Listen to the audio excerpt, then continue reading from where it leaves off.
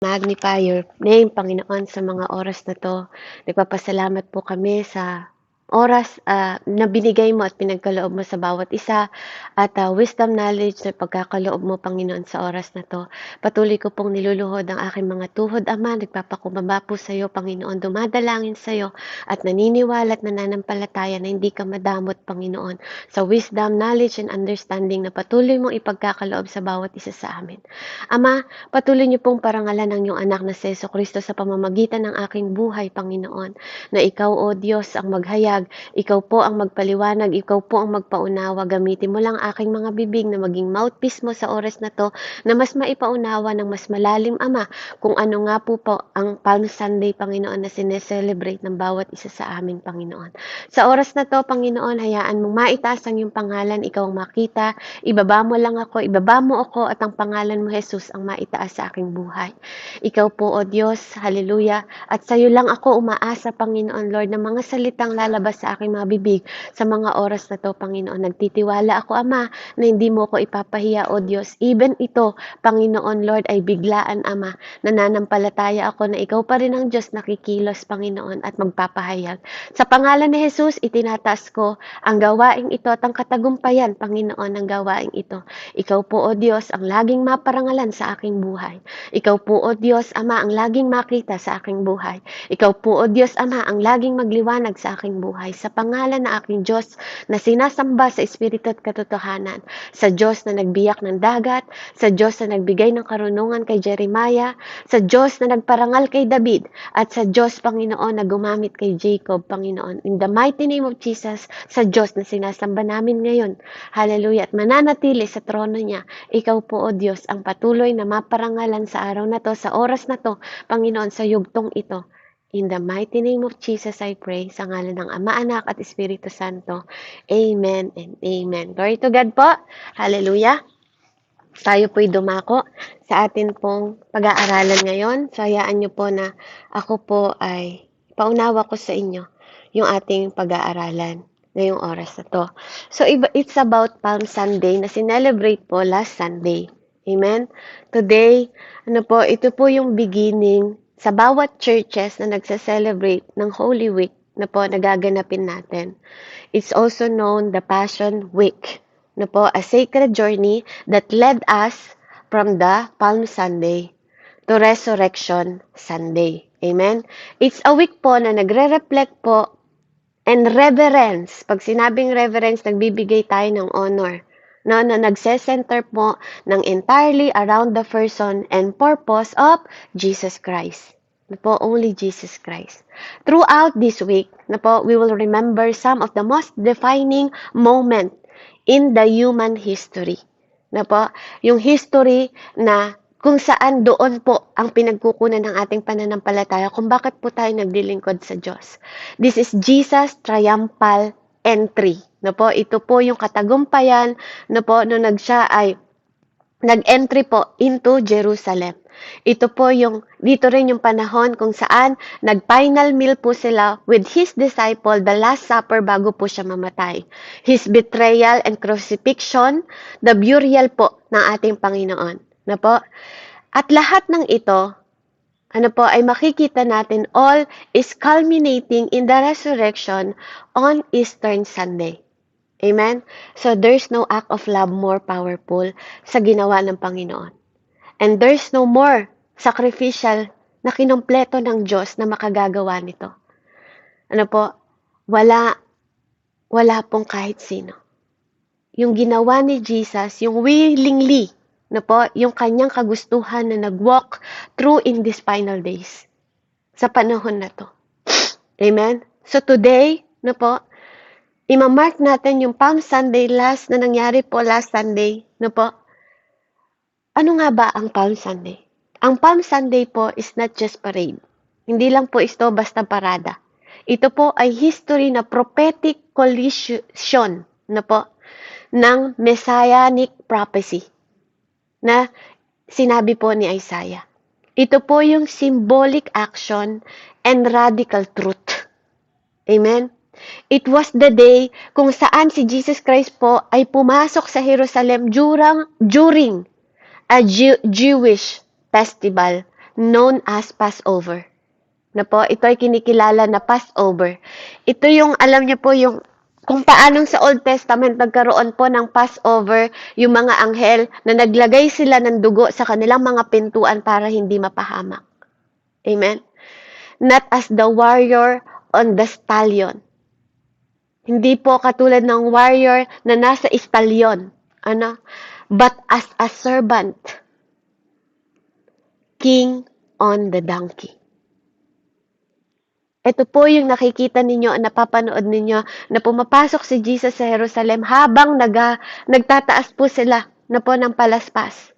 Amen, na ginagamit ngayon ng mga nasa church, amen, na yung mga dahon ng inyog na ginagawa po nilang palaspas.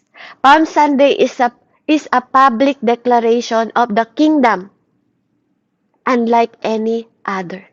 Hindi po to katulad ng iba na po na rooted sa mga politik, na rooted sa mga performance or position. Pero ito po yung sacrifice, mercy, and truth. Ito po yung totoong sakripisyo. Ito po yung totoong awa sa bawat isa sa atin at ito ang katotohanan.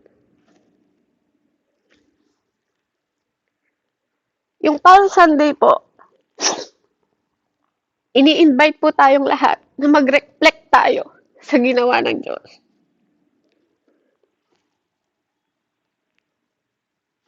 Mag-reflect tayo sa katulad niya na king na totoong sumusunod.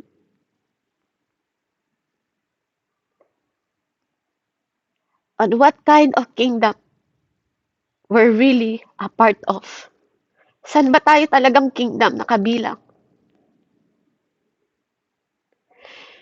At anong weather of our faith? Anong klaseng pananampalataya ang nag-shape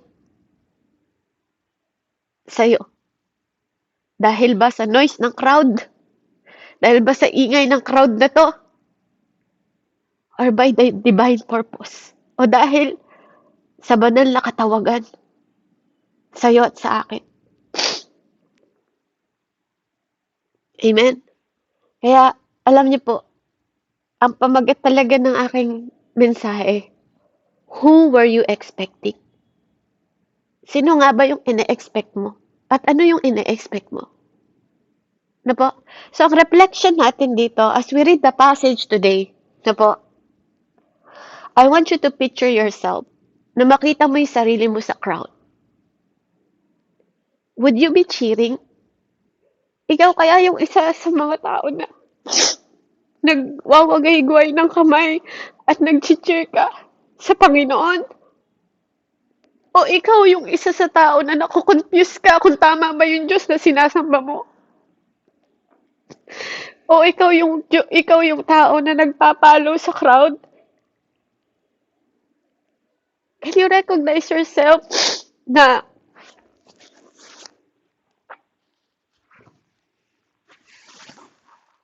nakikilala mo yung king who doesn't look like king?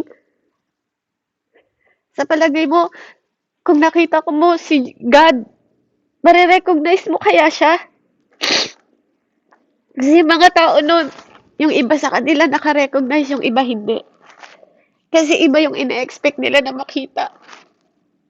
Ine-expect nilang king, iba sa kanilang picture. So, ikaw ba, yung sarili mo, nare-recognize mo ba yung sarili mo? Na isa ka rin sa sumasalubong sa Panginoon at sumisigaw ng Hosanna!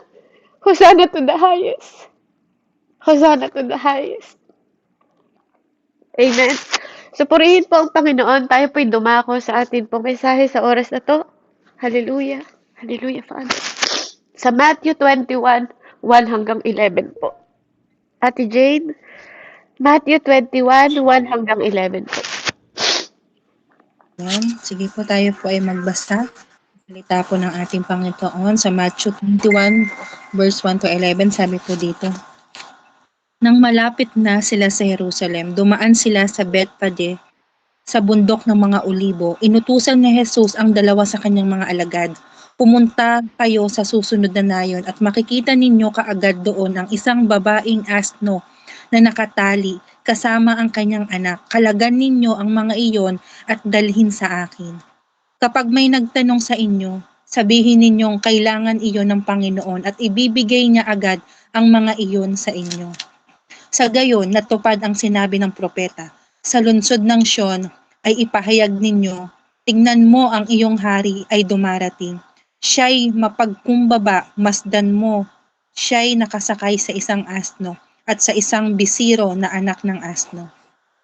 Lumakad nga ang mga alagad at ginawa ang inuutos ni Jesus. Dinala nila kay Jesus ang asno at ang bisiro at isinapin sa likod ng mga ito ang kanilang balabal at sumakay si Jesus. Maraming naglatag ng kanilang balabal sa daan.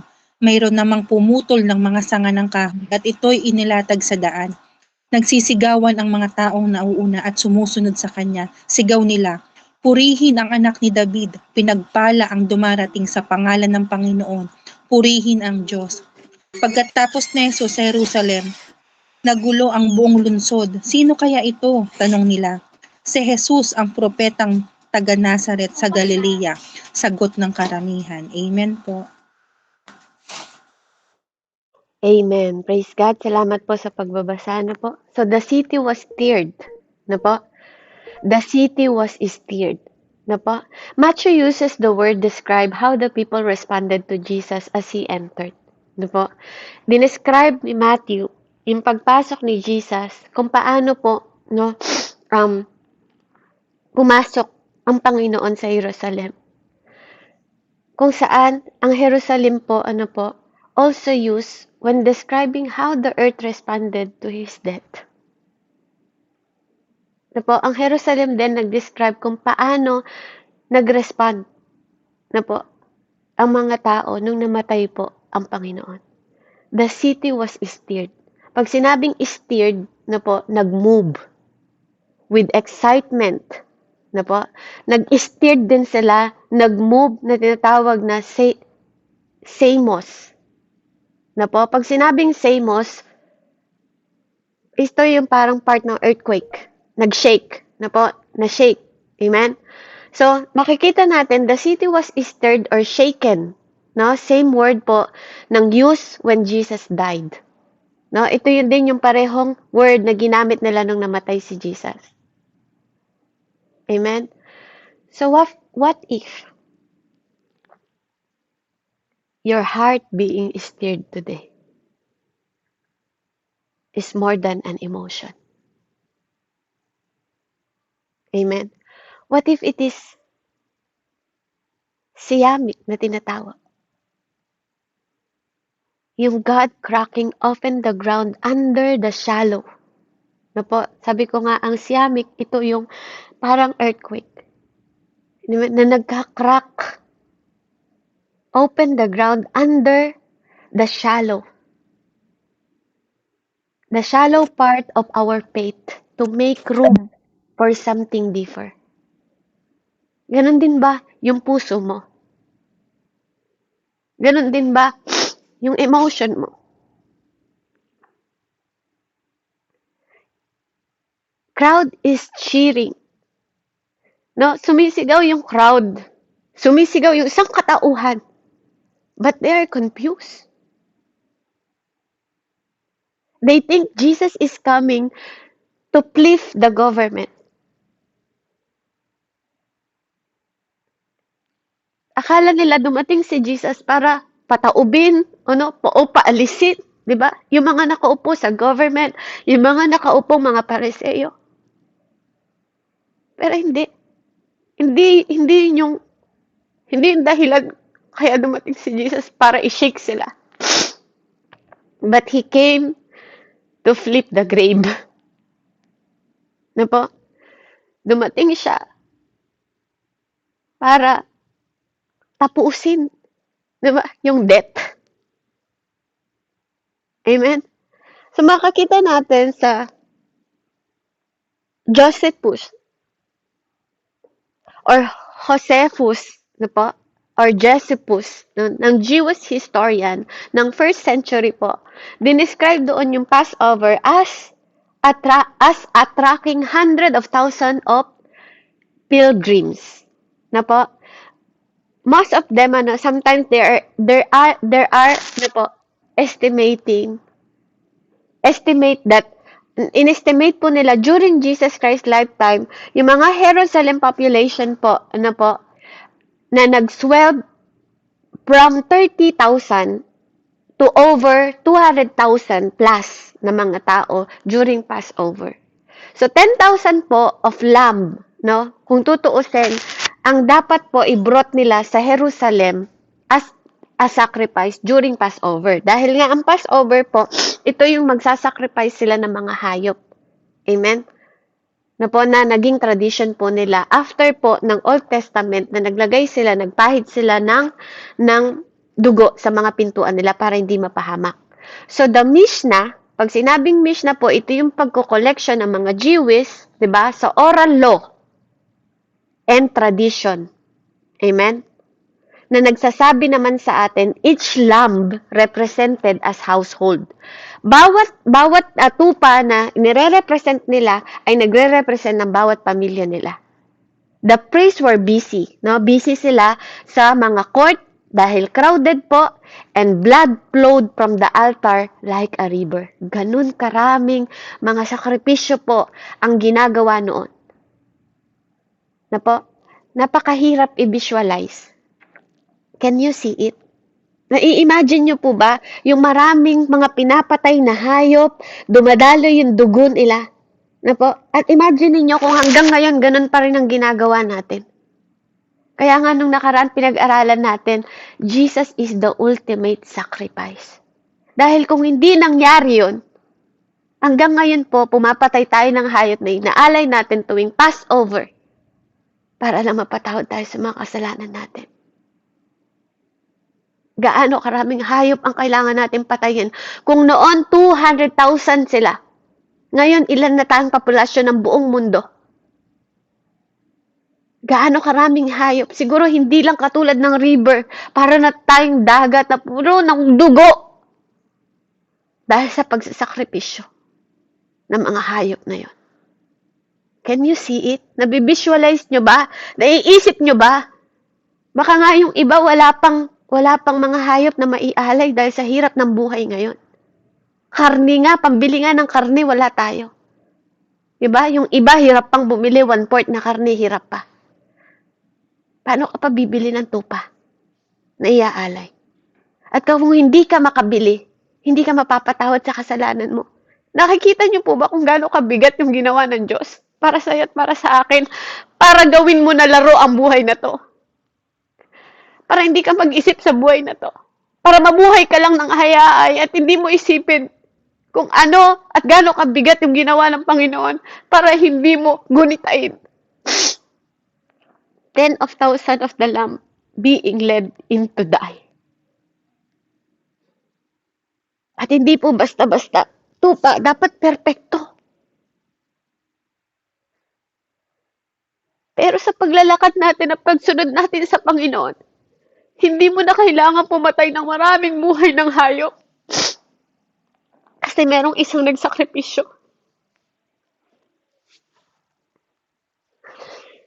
May isang Diyos na willing magsakripisyo para sa iyo at para sa akin. Ay, hindi mo kailangan talian sa ulo ng tali para hilahin, para isakripisyo yung buhay niya.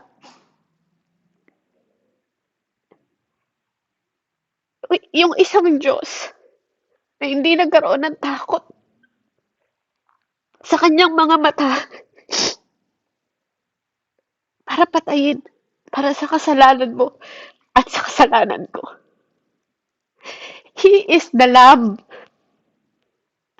na dumating sa mundong ito para lang ibigay yung buhay niya para sa iyo at para sa akin. He is the offering. Para hindi na tayo pumatay na maraming hayop para lang sa makasalanang buhay natin. Is it that chaos? Sa palagay ninyo, kung tayo ay namumuhay po, na ganun pa rin. But into that chaos, Jesus, the true and the better Lamb, naglakad po siya. Not carried, hindi binuhat. Hindi binuhat, hindi pinilit. Alam niyo yung lumalakad lang siya kasi iniisip ka niya. Yung hindi siya dinadrag. But he's riding in the donkey. Habang yung mga tao nagpupuri. Habang siya, alam niya na pagkatapos ng pagpupuri ng mga tao na yun, nagra-ride siya sa donkey na yun para mamatay. Na po, para mamatay. Para mabuhay ka sa espiritu. Amen? Kaya, napakahalaga po na maintindihan natin kung ano yung ginawa ng Panginoong Hesus sa'yo at sa akin. Purihin po ang Diyos. Na po. Can you say thank you to Jesus sa mga oras na to?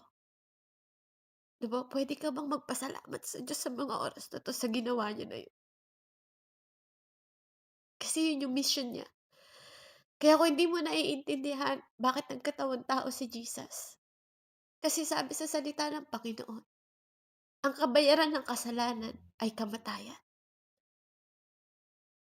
Pero ang kaloob ng Panginoon sa'yo, buhay na walang hanggan. Libreng kaloob sa'yo.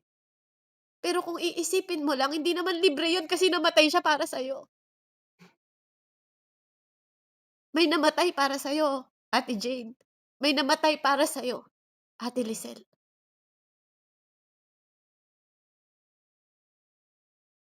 Kasi hindi niya pwedeng hindi sundin yung kanyang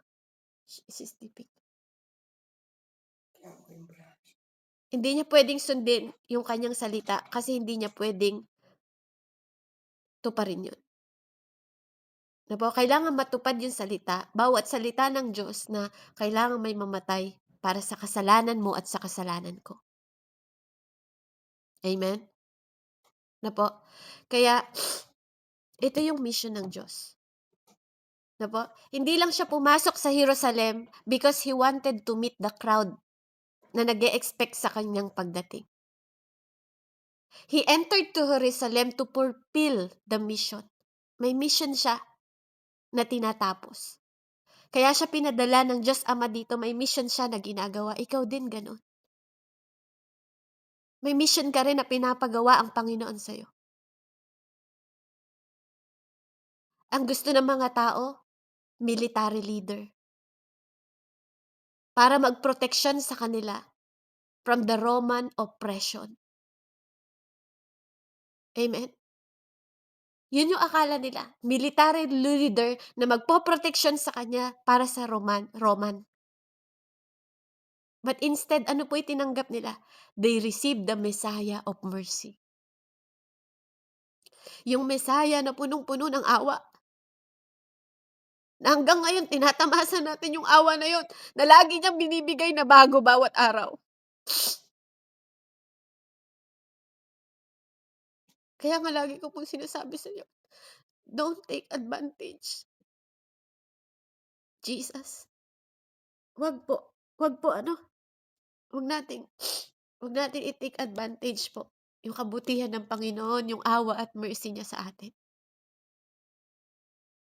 Si John the Baptist po was among the first to recognize Jesus' purpose. Siya yung una at kauna-unahan naka-recognize po sa Messiah. John 1:29, anong sabi po?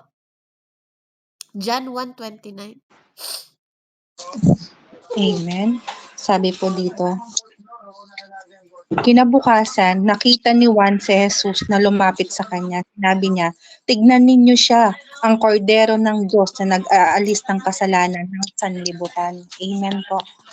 Amen, praise God. Malakas po ba yung boses ko? Namatay po kasi yung Bluetooth ko. Humina po ba yung boses ko? Loud and clear, kapatid. Amen. Praise God po, ano. So, makikita po natin dito, no, na yung next day na yun, na po, tiningnan po siya. Look, sabi niya, the Lamb of God who takes away the sin of the world. Ng buong mundo. Na po, hindi lang ng isang tao, ng buong mundo. Ano yung sinasabi dito ni John? 'Di ba? Ito po yung historical context, ano po, hindi lang kwentong barbero. Na every Jewish person na nakarinig nito, na po, na sinabi ni John, they are immediately think of the Passover when the lamb's blood was placed on the doorpost to protect the Israelites from the death during their escape from the Egypt. Na po, sa lahat na nakarinig na to, ito po yung naisip nila, naalala nila itong Passover na to kung paanong pinahid po yung dugo, no, para walang mapahamak ng mga Israelita noon. Amen? Dahil darating po ang pagpaparusa ng Panginoon. Amen? Inutusan siya yung mga angel. Diba po? Bakit ito mahalaga? The lamb had to be spotless. Kailangan yung lamb na po walang kapintasan. At kailangan yung dugo nila, no po, yung dugo ang makapagse-save sa kanila. Ano pong sabi sa Exodus 12:5 para po makita natin at marinig natin? Exodus 12:5 po. Amen. Sabi po dito, kailangang lalaki ang tupa o ang kambing, isang taong gulang, walang kapintasan. Amen po, sis. Amen. Ito No po po, ba? hahanap ka ng kambing na walang kapintasan, hahanap ka ng tupa na walang kapintasan. Sabi yun, no po. But Jesus is being introduced. Ito po, si Jesus, no po, ang ini-introduce nung panahon na yon. Nung Palm Sunday na yon. Nung panahon po na yon, si Jesus po, no, bago siya mamatay, siya po yung ini-introduce natin as a lamb. Hindi katulad ng mga Israelite noon na kailangan nilang mag-alay ng mga walang kapintasang kambing o tupa. Pero tayo, we introduce the perfect one, the sinless lamb. Na kung saan yung dugo niya na po ang nag-cover para i-save ikaw at ang buong pamilya mo.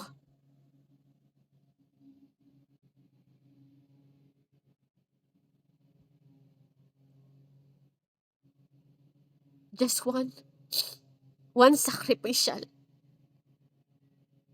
perfect and sinless. Paano hindi ka magpapasalamat sa Diyos na yun? Kasi kung hindi niya yung ginawa, forever po tayo na nagpapatay ng lamb na walang kapintasan. Pero maliligtas ka lang to those who believe at manampalataya. Forever hindi po ngayon lang, tas bukas hindi. Forever. Amen?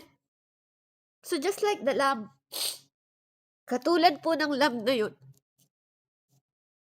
na po, other could live. Sabi po ni John, Jesus is that lamb. But on a global and eternal scales. Hindi lang temporary, eternal po. Alam nyo ba na sinabi po ni Prophet Isaiah about Jesus na mag-e-enter siya sa Jerusalem 100 of years before it happened. 100 of years before it happened. Sa Isaiah 57:7 po, propesya po to. Kaya nga ang prophecy, sinasabi ko po sa inyo, ang pagpo-prophesy ng isang tao, pag siya po ay tinawag na prophet, hindi po ito hula-hula. Sinasabi nila yung bagay na mangyayari pa lang bago ito maganap. Amen? So pakibasa po, Isaiah 53:7. Amen po. Sabi po dito, siya ay binugbog at pinahirapan, ngunit hindi kumibo kahit isang salita. Tulad ay tupang nakatakdang patayin, parang korderong hindi tumututol kahit nagupitan. at hindi umiimik kahit kaunti man. Amen po. Grabe 'no. Papatayin pero hindi umiimik. Yung willingness niyang mamatay para sa'yo kasi iniisip ka niya, ikaw gano'n ka rin ba? Handa ka ba na maglingkod sa kanya hanggang wakas? Na hindi ka nagrereklamo, hindi ka umiimik kasi alam mo may purpose ka, eh. Kasi alam mo may kapanawagan ka. Kasi alam mo na may divine calling ka. Yung hindi mo lang i-o-open yung bibig mo ng walang kapararakan kasi naiintindihan mo at nauunawaan mo kung ba't ka tinawag ng Diyos.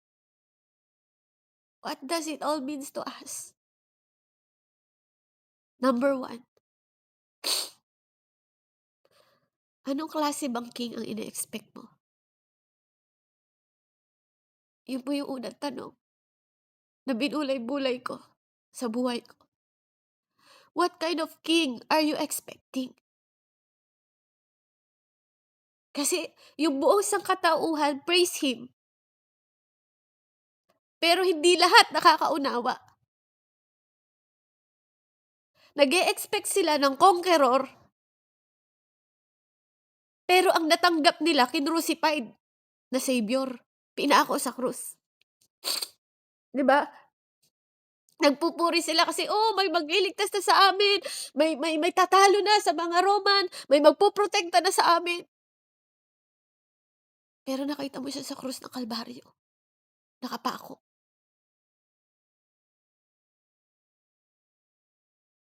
Hindi ka ba nako-confuse minsan sa ingay ng pagwo-worship? May dalawa kasing klase ng pagwo-worship na kahit minsan sa mga tao dito sa mundo nakikita mo ngayon, may worship na ingay lang. Nagpe-praise sila without revelation. Basta lang umawit ka para ka nagpe-perform. Walang revelation sa puso mo kung bakit ka umaawit. Yun yung tinatawag na ingay lang. Pero may tinatawag na praise. May tinatawag na worship. Yung nagpa-praise ka from the revelation. Yung umaawit ka dahil alam mo kung bakit ka umaawit. Na umaawit ka dahil nauunawaan mo kung bakit ka umaawit. Na umaawit ka dahil nagpapasalamat ka. Na umaawit ka dahil may alam kang ino-honor ka.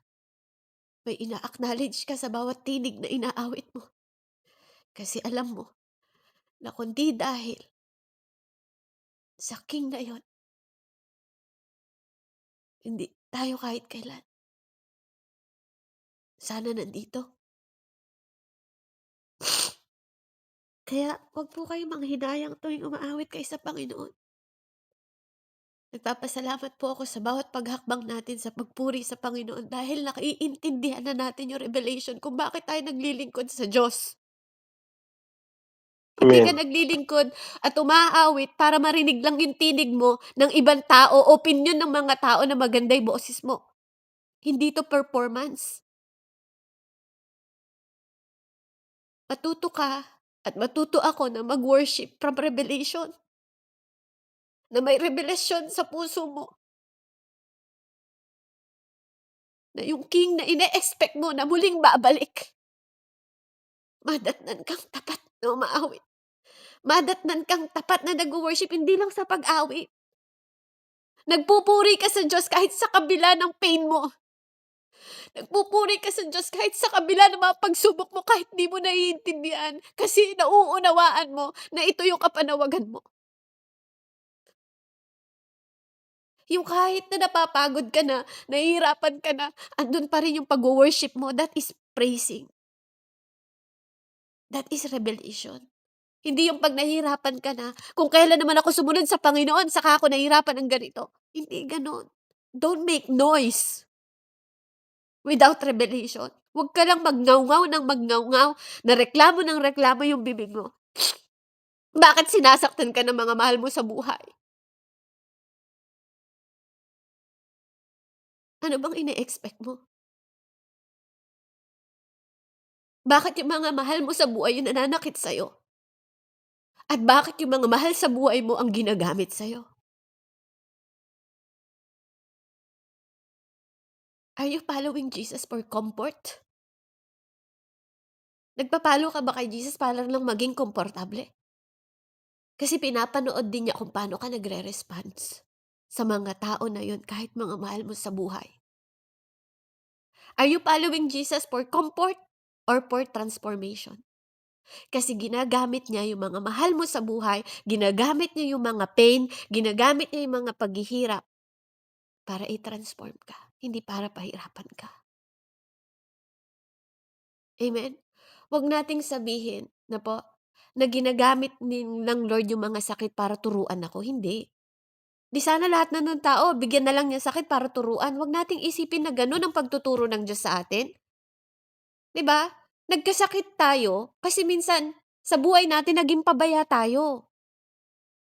Bakit ka nagkasakit? Isipin mo mabuti. Kasalanan ba ng Diyos kung bakit ka nagkasakit? Hindi.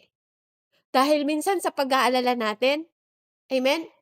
Dahil meron po tayong active, for example, cancer. Meron tayong cancer cell sa katawan. Pag lagi kang nag-aalala at lagi kang nabubuhay sa anxiety, nag-a-activate po ang cancer cells mo more than sa activation ng mga red blood cells mo, at white blood cells mo. Minsan naman, minamana mo to. Amen? Minsan, nawawalan tayo ng disiplina sa katawan natin kaya tayo nagkakasakit. Bakit ka may sakit sa baga? Siguro, sigarilyo ka ng sigarilyo. Siguro, inom ka ng inom dati. 'Di ba? Tapos, nagkataong sumunod ka sa Diyos. Ang Diyos ba ang may kasalanan kung bakit ka nagkasakit? Amen? Tanungin po natin mga sarili natin. Are you following Jesus for comfort or transformation? Nag-cheer ka ba sa Diyos to meet your expectation? At nag-grow ka ba? Amen? Nag-grow cold ka ba when He doesn't? Di ba? Ibig po sabihin, nag-cheer ka din pa kahit hindi mo nami-meet yung expectation na ina-expect mo sa Panginoon. Kasi minsan, God is silent. Amen? So makikita natin dito, yung anggulo po ng empowerment. So following Jesus means surrendering my version of Him to embrace His purpose for me. Amen? So kailangan mo maintindihan na kaya ka sumusunod at nagsusurrender sa Diyos para makuha mo yung purpose. At para mag-manifest sa'yo at mag-express sa'yo yung nature ng God. Kaya nga tinatawag natin na Jesus Christ-like. And when you worship who really He is para sa'yo. Hindi yung para kung anong kaya niyang gawin para sa'yo. Find a lasting peace. Because I find lasting peace. Hindi ako nag-worship sa Panginoon sa panahon lang na masaya ako. Hindi ako nagpapasalamat sa Panginoon sa panahon lang na masaya ako. Nagpapasalamat ako sa Diyos kahit na sa mga panahon na nahihirapan ako. Sa mga panahon na tinataga ako ng tao sa likod. Sa mga panahon na nilalampaso ako sa Zoom na to. Sa mga panahon na pinagbibintangan ako ng mga bagay na hindi totoo. I worship God. Nagre-rely ako sa word ng Diyos. Lagi ko sinasabi sa Kanya, sa Diyos ang pagganti. Kasi siya lang naman ang maglalabas ng katotohanan. Nag-worship ako habang niloloko ako ng asawa ko. Nag-worship ako habang nakabaon ako sa utang, sa mga interest ng mga tao. Nag-worship ako at nagpapatuloy ako kasi alam ko na may Diyos ako na magliligtas sa akin. May Diyos ako na mag-aahon sa akin. May Diyos ako na mas malaki pa kaysa sa problema ko. Amen, May Diyos amen. ako na magpapagaling sa mga mahal sa buhay ko at mag-iingat. Hindi ko lang tinitingnan yung sitwasyon ko. Kung bakit ako nagpapalalim, kung bakit ko gustong unawain at gusto kong harapin yung mukha ng Diyos. Kung bakit ako nagpapatuloy mag-aral. Nagpapaturo ako para may maituro. Hindi ako nagpapaturo para magmalaki na mas magaling ako o mas marunong ako kasi lagi kong tinitingnan gusto ko merong mai-build na mas mahusay kaysa sa akin. Amen? What kind of king are you expecting? Amen? Pangalawa po, number 2 na mga tanong. What are you laying at His feet? Ano yung nilalagay mo sa paanan ng Panginoon? Because they laid the clocks, di ba? Nung pumasok siya sa Jerusalem, kukunin ko lang po yan ako sa...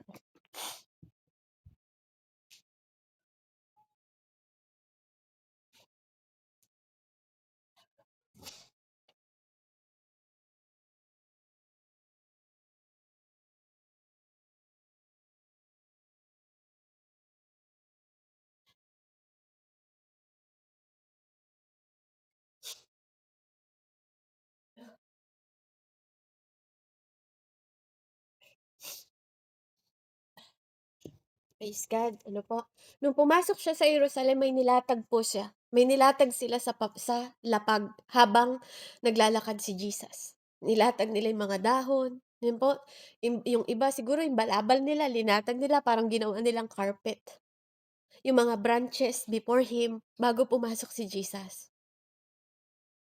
Ano po? Ito yung nagiging simbolo po ng pag-honor nila sa Panginoon.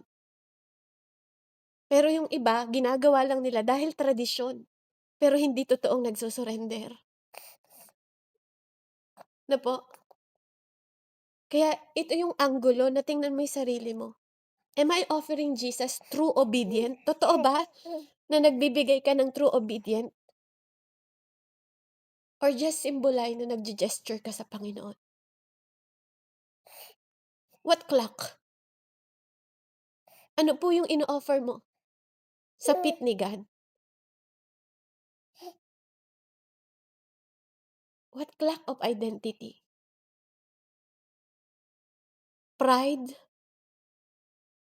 or control? Am I still holding on to? Diba? Doon pa rin ba tayo nakatingin? Ano po yung nilalagay natin sa paanan ng Panginoon? Amen? So, para po sa anggulo ng empowerment mo, Jesus doesn't just want your performance or my performance. Hindi po yun ang gusto ng Panginoon. He want my posture. Yung posture mo at posture ko. Na humaharap po sa Kanya. Kaya nga we receive Jesus, His righteousness, para makatayo tayo before God. Yung sumusurrender tayo, na hindi na yung identity mo, kundi identity niya.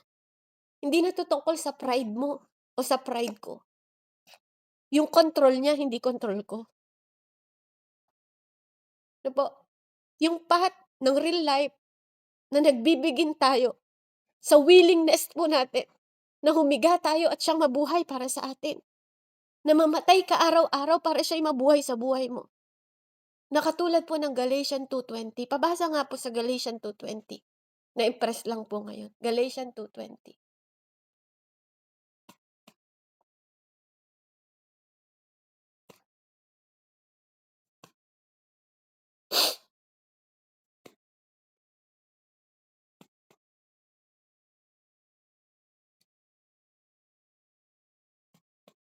Nakita niyo po, Galatians 2:20, I am not live anymore, but Christ live in me.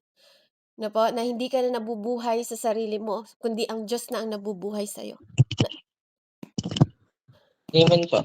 Amen po, Galatians Galatians. 2:20 po. Hindi na ako ang nabubuhay ngayon, kundi si Kristo na ang nabubuhay sa akin. At habang ako'y nabubuhay pa sa katawang lupa, Mamumuhay ako sa pananalig sa anak ng Diyos na umiibig sa akin at naghahandog ng kanyang buhay para sa akin. Amen po. Amen. Praise the Lord. Di ba po? Ganong klaseng willingness. Yung handa ka mamatay para siya'y mabuhay sa'yo. Amen? Yung siya na ang mabuhay. Hindi na yung dating ikaw na ma-pride, yung dating ikaw na mapagmataas, yung dating ikaw na laging nasusunod sa buhay mo, na ikaw nagkokontrol sa lahat ng gusto mo, kundi ang Diyos na. Amen? So, tanungin mo yung sarili mo ngayon, what are you lying? Ano po? Sorry po. What are you laying on His feet? Ano yung mga nilalatag mo sa paa niya para daanan niya, apakan niya, at siya na ang lumakad para sa'yo? Amen? Number 3 po. Will you still follow when the cheering stop? Susunod ka pa rin ba? Kapag huminto na yung pagpupuri ng iba?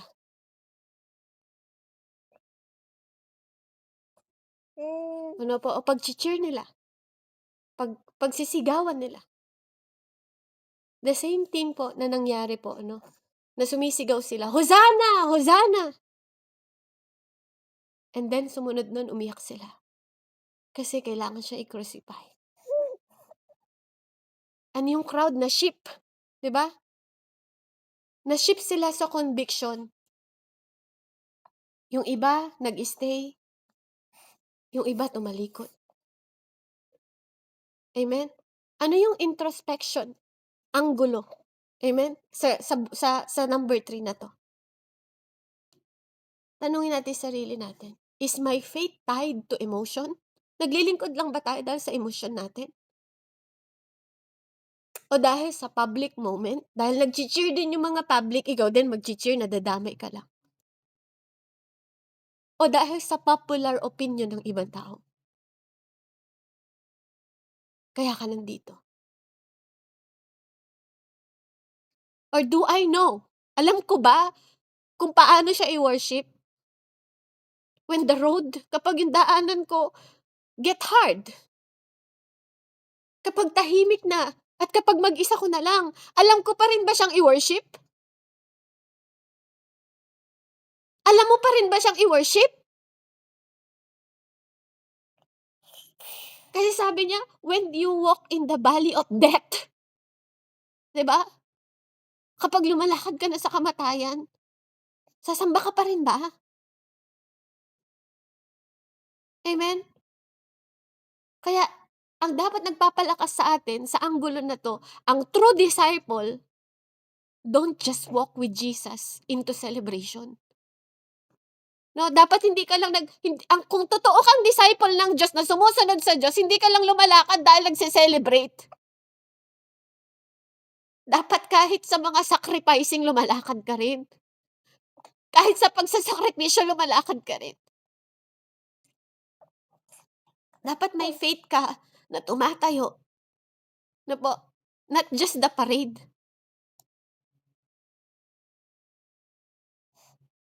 But in the pressure. Even yung mga bagay na pa-pressure ka na, sobrang pagod ka na, sobrang hirap ka na. Andun pa rin yung faith mo. Hindi ka lang nag-i-stand dahil nagse-celebrate ka o dahil blessed ka. Even sa mga bagay na nape-pressure ka, dapat nakikita pa rin yung willingness mo na tumatayo ka pa rin sa pangalan ni Jesus. So what I expect? What you expect? What I lay down? What you lay down? And how I follow? How you follow? That's the measure of a surrender heart. Kasi kung paano mo ine-expect ang Diyos na darating muli, kung ano yung mga bagay na nilalagay mo sa paanan ng Diyos, at kung paano ka sumusunod, yun ang measurement ng surrendering heart na meron ka. Amen? Let's close po. So here's the question. Are you following the King you want? Or the one you truly need. Amen. Uulitin ko po. Sumusunod ka ba sa hari na gusto mo? O sumusunod ka sa isang hari na kailangan mo, na totoong kailangan mo? So si Jesus po, hindi lang po siya accidentally na naging Lamb of God. Binigay siya dahil sa pagmamahal ng Diyos sa'yo. Kaya itong Palm Sunday na to, no po na nakaraan, it's not just about what happened to Jerusalem 2,000 years ago. It's about what happening in your heart today. Yung puso mo ngayon. Yung puso mo, na totoo ba na yung king ang nag-a-approach sa'yo? Na siya ba yung ine-expect mo mag-approach sa'yo? Not with the war horses, but with peace. Yung hindi sa politika, kundi sa presensya niya. Yung hindi na tinatanong.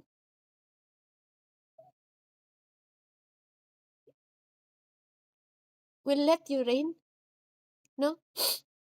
Will you let me reign in you? Yun yung sinasabi ng Lord eh. Hahayaan mo ba ako na maghari sa buhay mo, anak? Hinahayaan mo ba ang Panginoon na maghari sa buhay mo? O malayo ka sa Diyos? Maaari ngayon, napapalibutan ka ng ingay. Pero sana maisip mo na si Jesus, nakaride pa rin siya quietly with peace. Kung papayagan mo lang siyang pumasok sa puso mo, sa buhay mo, sa isip mo.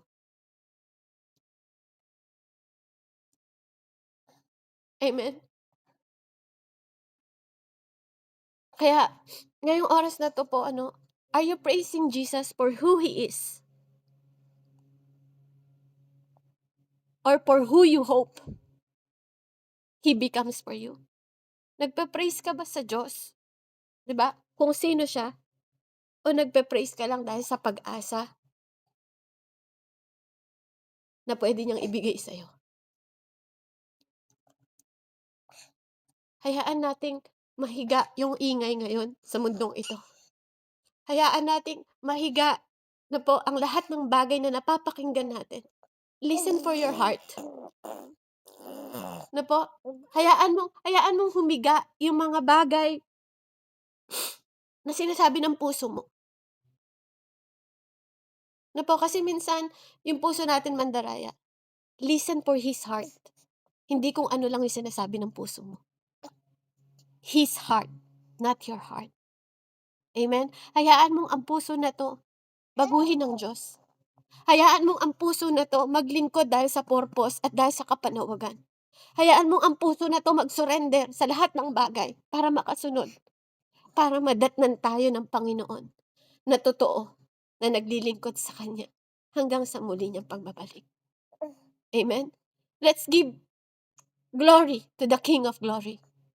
Blessed be the name of the Lord Jesus Christ. Let's pray. Heavenly Father, we praise you, O God. We thank you, Father God, sa oras na to, sa katagumpayan po, Panginoon, ng mensaheng ito. Salamat, Ama, na muli mo kaming pinupukaw, muli mo kaming ginigising, Panginoon, kung ano ang kahulugan na ini-expect namin at expect din, Panginoon, mabago ang aming mga buhay because of our divine calling and divine purpose, for we, Panginoon, are called by you. Hindi kung sino ang tumawag sa amin.